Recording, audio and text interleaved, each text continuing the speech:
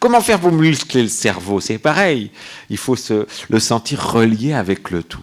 Faire le lien. Et surtout, pas faire comme tout le monde. Surtout, essayer de penser différemment. En essayant de penser différemment, tout seul, chez vous, vous vous musclez le cerveau.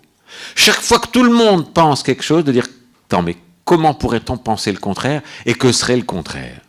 C'est ça qui vous muscle l'intelligence. Si vous dites « Ah oui, tout le monde pense ça », eh ben oui, il faut penser ça puisque tout le monde le pense. Ah ben oui, les noirs, c'est mal, donc je vais être raciste comme tout le monde. Ah ben oui, ça c'est mauvais, donc tout le monde dit que c'est mauvais, donc c'est mauvais. Si vous dites « Attends, tout le monde dit que c'est mauvais, donc ça doit être bon. Qu'est-ce que je peux trouver de bon ?» Et c'est là que vous commencez à muscler votre cerveau. Si vous suivez le troupeau bêlant, et on s'est aperçu aussi dans Réelle Science que le troupeau bêlant des moutons n'est pas si bête qu'il en a l'air, puisque on a découvert cette semaine aussi que les moutons sont physionomistes et qui reconnaissent des gens. Alors on est surpris de l'intelligence des moutons qui vivent en troupeau, mais qui sont capables aussi de reconnaître des gens qui sont capables d'avoir une mémoire d'éléphant, j'allais dire. Des éléphants à laine, ça serait très beau. Qu'est-ce qu'on pourrait se faire comme pullover? Plein de choses il faut comprendre, des choses qui nous échappent et toujours se demander le contraire. C'est ce qui fait les inventions, c'est ce qui fait la musique de Bach qu'on a attendue, qui est tellement riche de toutes ces notes extraordinaires et qui était à l'envers complètement de la mode musicale de l'époque. Et les gens faisaient des reproches à Bach à l'époque en disant il y a trop de notes. Musclez vos cerveaux, musclez votre intelligence. C'est ça qui crée l'amour.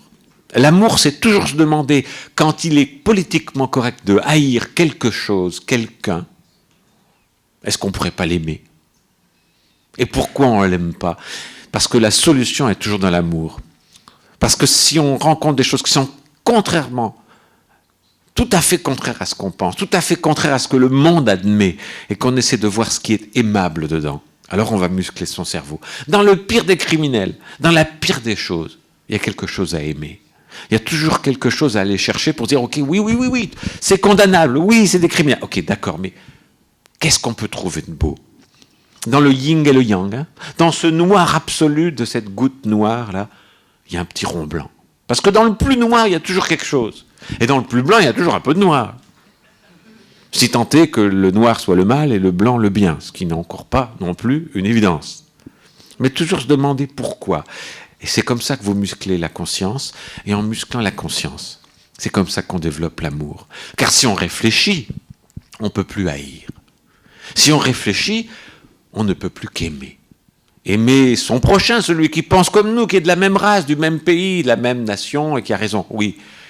Et les autres, qui ne sont pas dans le bon pays, la bonne nation, la bonne race, la bonne religion, la bonne couleur. C'est surtout cela qu'il faut aimer. Alors on muscle l'amour, on unifie la planète.